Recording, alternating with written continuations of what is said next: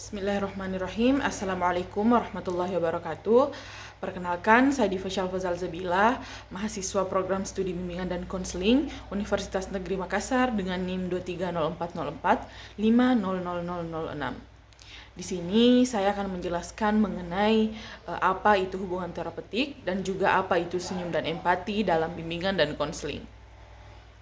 Baik, langsung saja. Yang pertama, saya akan menjelaskan terlebih dahulu apa sih itu hubungan terapeutik. Nah, definisi dari hubungan terapeutik sendiri itu, jika diartikan dalam bahasa yang lebih sederhana, dapat diartikan dengan hubungan antara konselor dan konseli, di mana konselor ini sebagai orang yang memberikan bimbingan konseling kepada konseli atau kepada si klien, yang bertujuan agar konseli ini dapat menjelaskan apa yang dirasakannya atau merefleksikan perasaannya dengan nyaman dan merasa aman, karena hubungan yang dibangun ini atas dasar kepercayaan, memiliki tujuan yang jelas dan juga tanpa syarat. Hubungan terapeutik ini sendiri dibangun agar adanya hasil yang efektif nantinya ketika proses konseling ini telah berlangsung, di mana konseli juga bisa merasa nyaman karena masalah-masalah yang dialami itu dibantu oleh si konselor atau tenaga profesional ini, yang kemudian diharapkan mampu meraih hasil yang maksimal, sehingga konselor dan konseli ini sama-sama merasa berhasil dalam pemecahan kasus atau pemecahan masalah yang dialami oleh si konseli. Baik, jadi yang kedua, ada yang namanya komponen-komponen utama dalam sebuah hubungan terapeutik. Nah, dalam hubungan terapeutik ini ada yang namanya empati. Empati ini sendiri berarti bahwa konselor itu memahami dan merasakan perspektif konseli, di mana konselor seolah-olah masuk dan merasakan apa yang dirasakan oleh konseli, sehingga bisa terbangun sebuah hubungan emosional yang kuat dan yang baik. Hal inilah yang kemudian menjadi salah satu faktor yang paling mendukung dalam terbangunnya sebuah hubungan terapeutik yang baik.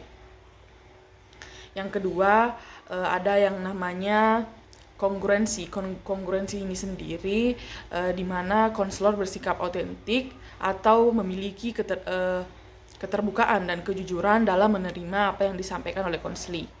Yang ketiga itu ada kepercayaan. Kepercayaan ini adalah sebuah proses di mana konselor ini membangun rasa aman untuk si konseli, sehingga konseli ini bebas dan nyaman menyampaikan keluh kesah dan apa-apa saja yang telah dirasakannya. Ini merupakan salah satu hal yang paling mendasar dalam hubungan terapeutik, karena akan mendukung adanya proses bimbingan dan konseling yang efektif. Yang terakhir ada penerimaan tanpa syarat.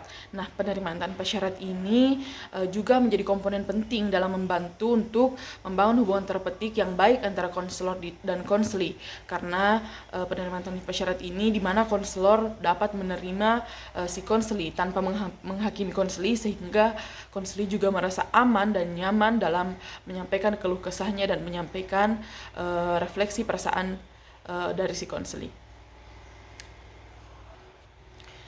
Yang ketiga itu ada yang namanya proses-proses dalam hubungan terapeutik ini, di mana yang pertama itu ada prainteraksi, di mana sebelumnya konselor ini harus mengetahui latar belakang si konseli sebelum adanya pertemuan terjadi. Yang kedua itu ada orientasi.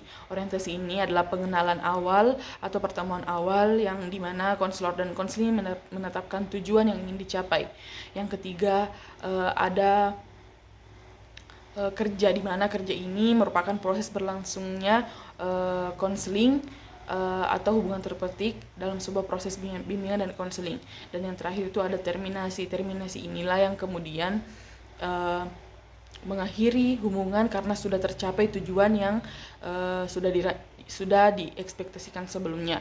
Nah, juga memberikan evaluasi dan tindak lanjut jika diperlukan dalam penyelesaian masalah konseling.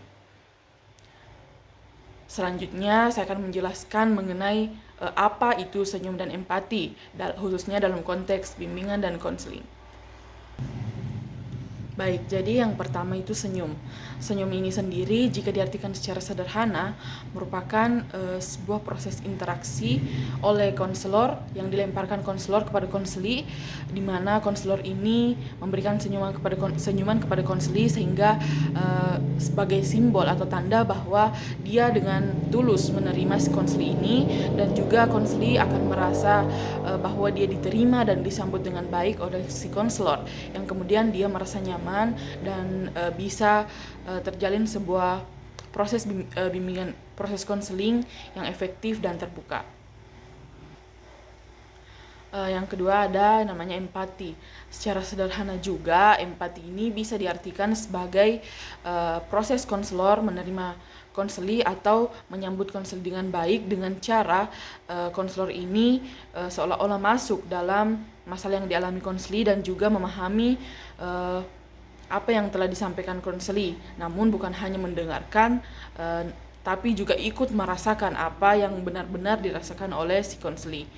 Hal ini merupakan sebuah komponen penting dalam sebuah proses konseling, karena empati ini akan membuat konseli ini merasa bahwa dia benar-benar diperhatikan dan konselor ini benar-benar membantu dia dan ikut peduli terhadap apa masalah yang telah dialami oleh si konseli. Kemudian hal ini juga bisa menjadi salah satu komponen pendukung dalam terciptanya sebuah hubungan bimbingan dan konseling yang efektif. Jadi jika dikatakan bahwa mengapa senyum itu sangat penting dalam sebuah proses bimbingan dan konseling, karena yang pertama yaitu senyum ini dapat menciptakan suasana yang nyaman, di mana maksudnya jika konselor ini memberikan sebuah senyum kepada si konseli, tidak menutup kemungkinan senyum inilah yang kemudian menjadi kekuatan atau semangat bagi si konseli, karena dia merasa bahwa masih ada orang yang benar-benar tulus menerima dia dan ingin mendengarkan keluh kesah dan membantu masalah-masalahnya sehingga dapat terselesai dengan baik. Yang kedua yaitu karena yaitu membangun kepercayaan. Nah, si konselor dan si konselor ini memberikan rasa aman dan nyaman dengan cara memberikan fasilitas-fasilitas atau memberikan sebuah senyum dengan cara memberikan senyum kepada si konseli, sehingga si konseli ini merasa nyaman dan aman ketika merefleksikan perasaan-perasaan yang dialaminya dalam sebuah proses konseling ini. Yang ketiga yaitu mengurangi stres. Senyum ini bukan hanya membantu si klien ini atau si konseli ini dalam merasa lebih aman dan merasa lebih nyaman, namun juga membantu si konselor ini lebih rileks dan merasa lebih positif, sehingga dia juga bisa dengan efektif membantu si konseli ini dalam penyelesaian masalahnya. Yang kedua yaitu mengapa empati juga sangat penting dalam sebuah proses dan bimbingan konseling. Yang pertama yaitu dalam memahami perasaan klien. Dalam memahami perasaan klien, si konselor ini bisa lebih paham dan lebih mengerti apa yang dirasakan klien dengan adanya senyum tadi yang dirasakan, karena konselor ini juga merasakan bahwa si konseli ini telah merasa nyaman dengan hubungan yang telah dibangun oleh si konselor ini, sehingga konselor akan terbantu dengan memberikan solusi yang lebih efektif atau yang paling tepat dalam masalah yang dialami oleh si konseli. Yang kedua itu membangun hubungan yang kuat antara konselor dan konseli. Dengan adanya hubungan yang kuat ini, tentu konselor dan konseli ini akan terbangun hubungan emosional yang lebih baik dan lebih tepat sasaran dalam konselor ini memberikan sebuah tindak lanjut kepada si konseli. Nah, untuk menunjukkan empati ini sendiri, tentu ada beberapa hal yang dapat dilakukan konselor, di mana yang pertama yaitu si konselor ini dapat memberikan bahasa-bahasa tubuh yang mendukung, seperti anggukan, seperti kontak mata yang baik antara si konselor dan konseli, di mana hal-hal inilah yang kemudian bisa mendukung bahwa sehingga si konseli ini merasa bahwa dia benar-benar dipedulikan dan diperhatikan, bukan hanya didengarkan, namun si konselor ini benar-benar ikut merasakan apa yang dirasakan oleh si konseli.